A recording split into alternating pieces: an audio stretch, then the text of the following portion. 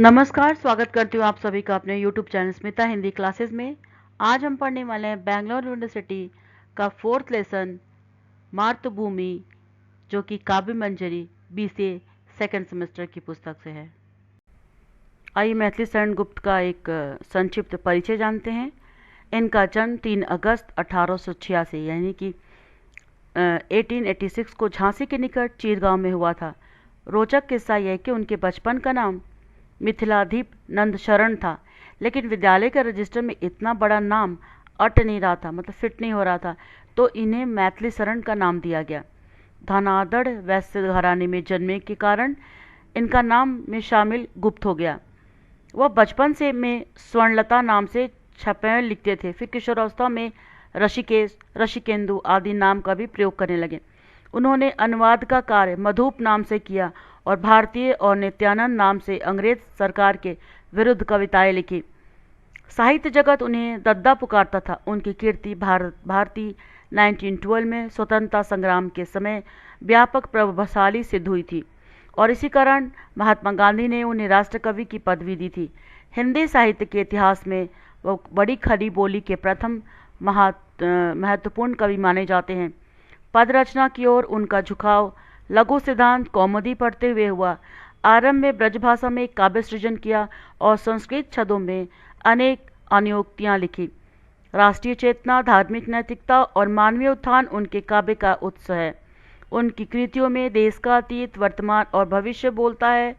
वह मानवतावादी, नैतिक और सांस्कृतिक काव्यधारा के विशिष्ट कवि माने जाते हैं। उनके 2 महाकाव्य, 20 खंड काव्य, 17 गीत काव्य, 4 नाटक, गीत नाटक, 2 संस्मरण गद्य कृतियाँ, 4 निराकस्य निबंध और 18 अनुदित रचनाएं अभी उपलब्ध हैं। कविता इस प्रकार है। मातृभूमि। नीलांबर परिधान हरित पट पर सुंदर है।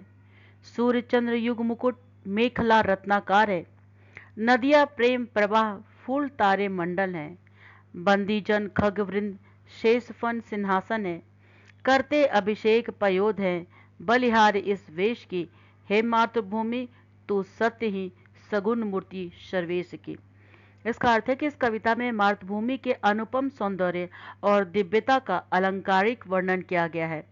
आकाश को उसका नीला वस्त्र, हरी धरती को उसका हरित पट कहा गया है। सूर्य और चंद्रमा को उसके मुकुट के रूप में प्रस्तुत किया गया है और महासागर को उसकी कमरबंद मेखला बताया है। नदियां अपने प्रेम के प्रवाह जैसी हैं। फूल और तारे उसके आभूषण हैं। पक्षियों को उसको स्तुति गाने वाले गायक कहा गया है और शेषनाग को उसका सिंहासन। बादल उसके अभिषेक करते हैं। इस अद्भुत रूप को देखकर कवि इस वेश पर बलिहारी जाते हैं। अंत में कवि मातृभूमि को सगुण ब्रह्म की मूर्तिमान रूप बताते हैं। विशेषताएं। प्रकृति के माध्यम से मातृभूमि को एक सजीव देवी के रूप में चित्रित किया गया है। मातृभूमि के प्रति गहरा प्रेम और भक्ति का भाव झलकता है।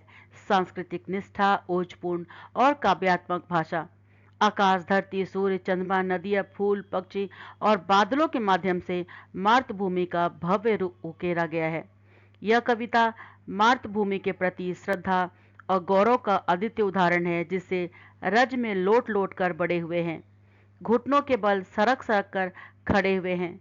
परमहंस सम बाल्यकाल में सब सुख पाए, जिसके कारण धूल भरे हीरे कहलाए। हम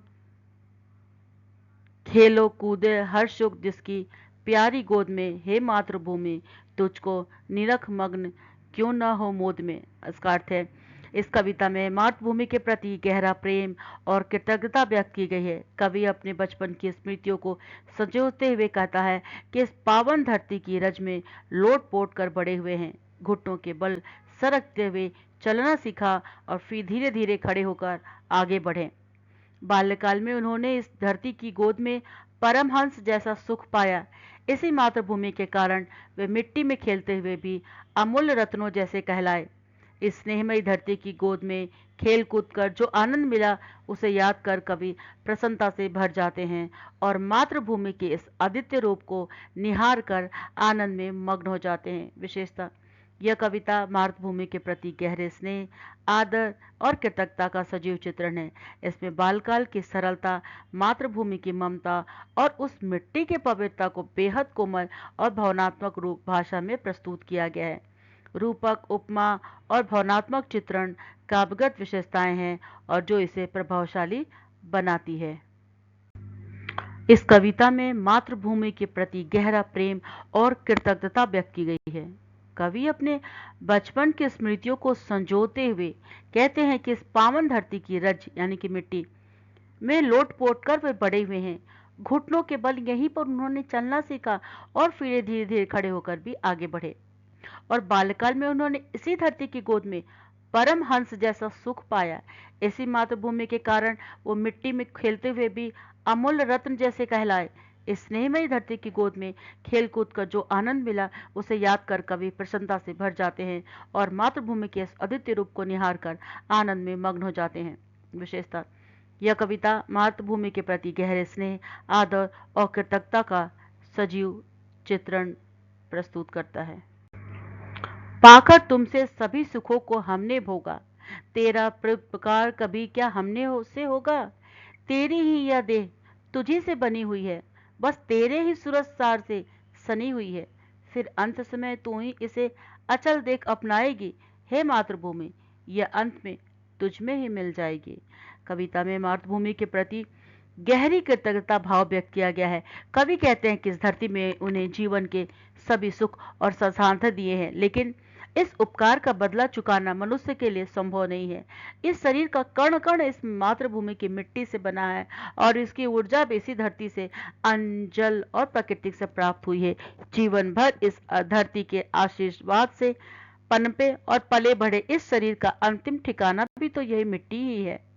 अंत में जब यह देह नश्वरता को प्राप्त होगी, तब मातृभूमि इसे अपने अचल रूप में अपनाकर फिर से अपने में मिला लेगी। विशेषता, यह कविता मातृभूमि के प्रति आत्मीयता, कृतज्ञता और जीवन मरण के गहरे दर्शन को प्रकट करती है। इसमें रूपक और भव्य भावनाओं का सुंदर मेल है। भाषा ओजपूर्ण और संवेदनशील है, जो पाठकों को मातृभूमि के प्रति अपने दायित्व और प्रेम का एहसास कराती है। नेक्स्ट, निर्मल तेरा नीर अमृत के उत्तम है, शीतल मंद सुगंध पवन हर लेता श्रम है। शश ऋतुओं का विविध दृश्ययुक्त अद्भुत क्रम है। हरियाली का फर्श नहीं मखमल से कम है। सुचि सुधा सींचता रात में तुझ पर चंद्र प्रकाश है। हे मातृभूमि, दिन में तरने करता तम का नाश है। इस कविता में मातृभूमि की प्राकृतिक सुंदरता और पवित्रता का अद्भुत चित्रण किया गया है। कवि कहते हैं कि इसकी नदियों का निर्मल जल अमृत से भी श्रेष्ठ है। यहाँ की शीतल मंद और सुगंधित पवन सारी थकान दूर कर देती है। इस धरती पर 6 ऋतुओं का विविध और मनमोहक क्रम है, जो इसकी शोभा को बढ़ाता है। इसकी हरियाली ऐसी है कि वह मखमल की नरमाई और सुंदरता से भी बढ़कर लगती है। रात्रि में चंद्रमा अपनी शीतल सुधा से इसे सींचता है, जबकि दिन में सूर्य अपनी किरणों से अंधकार का नाश कर इसे प्रकाश से भर देता है। विशेषता, इस कविता की सबसे बड़ी विशेषता उसकी प्राकृतिक छटा और मातृभूमि की महिमा का सरस वर्णन है। कवि ने रूपक, उपमा और अनुप्रास जैसे अलंकारों का सुंदर प्रयोग किया है। 6 ऋतुओं, हरियाली, चंद्रमा और सूर्य के माध्यम से इस धरती को एक जीवन, दिव्य और सजीव रूप दिया गया है। इस कविता में मातृभूमि के प्रति प्रेम, सम्मान और उसके सौंदर्यों की भव्यता स्पष्ट रूप से झलकती है। सुरभित सुंदर सुखद सुमन तुझ पर खिलते हैं, भांति भांति के सरस सुधोपम फल मिलते हैं। औषधियां हैं प्राप्त एक से एक निराली, खाने शोभित कहीं धातुवर रत्नों वाली। जो आवश्यक होते हमें मिलते सभी पदार्थ है। हे मातृभूमि, वसुधा धरा तेरा नाम यथार्थ है। क्षमामयी है तू, दयामयी है, क्षेममयी है, सुधामयी, वात्सलमयी तू, प्रेममयी है, विभवशालिनी, विश्वपालिनी, दुख हर्जी है। अर्थ है, इस कविता में मातृभूमि की समृद्धि, सुंदरता और वात्सल्य भरे स्वरूप का वर्णन किया गया है। कवि कहते हैं कि इस धरती पर सुगंधित, सुंदर और सुखद फूल खिलते हैं और यहाँ तरह तरह के मधुर और अमृत समान फल मिलते हैं। यहाँ एक से बढ़कर एक चमत्कारी औषधियाँ भी उपलब्ध है जो जीवन को आरोग्य प्रदान करती है। इस धरती में बहुमूल्य धातुओं और रत्नों से भरी खानें हैं। जीवन के लिए आवश्यक हर वस्तु इस धरती पर सहजता से प्राप्त होती है। इसीलिए इसे वसुधा यानी कि संपन्न धरती, धरा यानी कि धारण करने वाली जैसे सार्थक नामों से पुकारा जाता है। आगे कवि इस मातृभूमि को क्षमा, दया, कल्याण, अमृत, वात्सल्य और प्रेम से भरपूर मानते हैं। यह समृद्धि से परिपूर्ण, दुनिया का पालन करने वाली और दुखों को हरने वाली है। विशेषता, कविता की सबसे बड़ी विशेषता इसकी भावनात्मक गहराई और मातृभूमि के प्रति अटूट श्रद्धा है। कवि ने मातृभूमि की प्राकृतिक संपन्नता, औषधि, प्रेम और वात्सल्य का जीवन स्वरूप दिया है। अनुप्रास, रूपक और उपमा जैसे अलंकारों ने कविता को और भी अधिक सजीव और काव्यात्मक बना दिया है। भय निवारणी, शांति कारिणी, सुख करजी है। हे शरणदारिणी देवी, तू करती सबका त्राण है। हे मातृभूमि, संतान हम, तू जननी है, तू प्राण है। जिस पृथ्वी में मिले हमारे पूर्वज प्यारे, उससे हे भगवान कभी हमें रहे ना न्यारे। लौट लौट कर वही हृदय को शांत करेंगे, उनसे मिलते समय मृत्यु से नहीं डरेंगे। उस मातृभूमि की धूल में जब पूरे सन जाएंगे, होकर भव बंधन मुक्त हम आत्मरूप बन जाएंगे। कविता में मातृभूमि को देवी के रूप में चित्रित करते हुए उसके गुणों का बखान किया गया है, गान किया गया है। कवि कहते हैं कि यह भूमि भय को दूर करने वाली, शांति देने वाली और हर तरह के सुख प्रदान करने वाली है और सबकी रक्षा भी करती है और शरण में आए हर प्राणी का उद्धार भी करती है। मातृभूमि को जननी और प्राण के रूप में संबोधित करते हुए कवि उसे अपने जीवन का आधार मानते हैं। वे प्रार्थना करते हैं कि जिस पवित्र भूमि में उनके पूर्वजों ने अंतिम विश्राम पाया, वे भी कभी उस भूमि से दूर न हो। इस मिट्टी से जुड़े रहकर वे सुकून पाते हैं और मृत्यु के समय भी इस धरती से मिलकर किसी डर के बिना अपने जीवन का अंत स्वीकार करेंगे। जब इस मातृभूमि की मिट्टी पूरी तरह समा जाएंगे, तब जीवन मरण के बंधनों से मुक्त होकर आत्मरूप में अमर हो जाएंगे। विशेषता, यह कविता मातृभूमि के प्रति गहरे प्रेम, भक्ति और समर्पण की भावना को अभिव्यक्त करती है। इसमें मातृभूमि को देवी के रूप में देखते हुए उसकी करुणा, शांति और सुख रक्षा देने वाली विशेषताओं का वर्णन किया गया है। कविता में श्रद्धा, आत्मीयता और मृत्यु के प्रति निर्भयता जैसे गहरे भाव हैं। रूपक, उपमा और अनुप्रास जैसे अलंकार कविता को और भी प्रतिभाशाली बनाते हैं। इस कविता में मातृभूमि के प्रति अटूट प्रेम और उसके साथ आत्मिक जुड़ाव बहुत ही कोमल और मार्मिक रूप में प्रकट होता है। प्रश्न उत्तर, मातृभूमि को कवि ने क्या कहा है? देवी। मातृभूमि का जल किससे श्रेष्ठ बताया गया? अमृत। मातृभूमि की हवा कैसी है? शीतल, मंद, सुगंधित। मातृभूमि की हरियाली को किससे तुलना दी गई है? मखमल। रात में कौन मातृभूमि को शीतलता देता है? चंद्रमा। दिन में कौन अंधकार को नष्ट करता है? सूर्य। मातृभूमि पर खिलने वाले फूल कैसे हैं? सुरभि, सुंदर और सुखद। मातृभूमि पर मिलने वाले फल कैसे हैं? सुधोपम। मातृभूमि में किस प्रकार की औषधियां मिलती है? निराली। मातृभूमि की खाने किससे भरी हैं? धातु और रत्न। मातृभूमि को वसुधा क्यों कहा गया है? समृद्धि के कारण। धरा नाम का क्या अर्थ है? धारण करने वाली। मातृभूमि में कौन कौन से गुण हैं? दया, क्षमा, प्रेम। मातृभूमि क्या प्रदान करती है? शांति और सुख। मातृभूमि को कवि ने किस रूप में देखा है? जननी। कवि के अनुसार मातृभूमि हमारी क्या है? प्राण। मृत्यु के बाद कवि कहाँ मिलना चाहते हैं? मातृभूमि की मिट्टी में। मृत्यु के समय कवि को किससे डर नहीं है? मृत्यु से। मातृभूमि की धूल को कवि ने क्या माना है? पवित्र। मातृभूमि में मिलकर कवि क्या बनना चाहते हैं? आत्मरूप यानी कि मुक्त आत्मा। टिप्पणी लेखक। शीर्षक, मातृभूमि की महिमा और उसके प्रति कृतज्ञता। यह कविता मातृभूमि के प्रति गहरे सम्मान, प्रेम और भक्ति को अत्यंत भावनात्मक और काव्यात्मक रूप में प्रस्तुत करती है। कवि ने मातृभूमि को एक सजीव और साकार देवी के रूप में देखा है, जो न केवल जीवन देती है बल्कि जीवन के हर सुख और आनंद की स्रोत भी है। इस कविता में मातृभूमि सौंदर्य, समृद्धि और वात्सल्य भरी गोद को बेहद कोमल शब्दों में चित्रित किया गया है। मातृभूमि के जल को अमृत से भी श्रेष्ठ बताया गया है, जिसकी शीतलता पवित्रता जीवन को तृप्त करती है और यहाँ की मंद सुगंधित पवन थकान को हर लेती है और सुखद अनुभूति कराती है।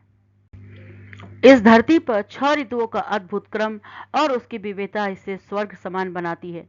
हरियाली की मखमली चादर इस धरती की शोभा को और भी बढ़ाती है। चंद्रमा अपनी शीतल किरणों से रात में इस भूमि को स्नान कराता है, तो सूर्य दिन में अपने प्रकाश से अंधकार का नाश करता है।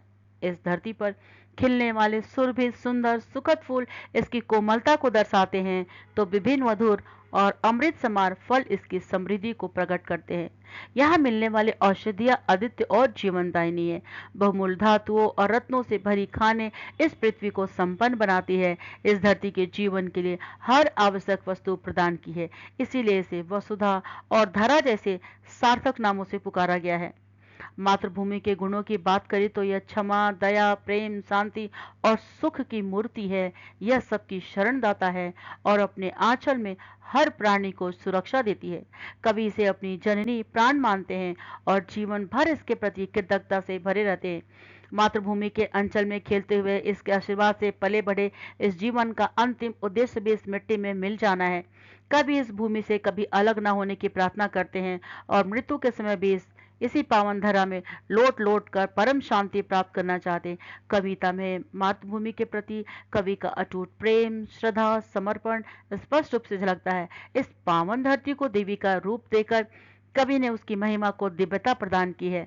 रूपक, उपमा, अनुप्रास जैसे अलंकारों के माध्यम से कविता का सजीव, कोमल और ओजस्वी बनाया गया है। यह कविता मातृभूमि के प्रति हर व्यक्ति की आस्था, प्रेम और कृतज्ञता का प्रतीक है। तो छात्रों, इस तरह से ये पाठ मातृभूमि मैथिली शरण की यहीं पर समाप्त होता है। उम्मीद करती हूँ कि आपको ये वीडियो पसंद आया होगा, और अगर पसंद आए तो सब्सक्राइब, लाइक, कमेंट और दोस्तों के साथ शेयर करना ना भूलें। मेरे इस चैनल पर बने रहें। नेक्स्ट वीडियो में फिर जल्दी मिलते हैं। तब तक के लिए धन्यवाद।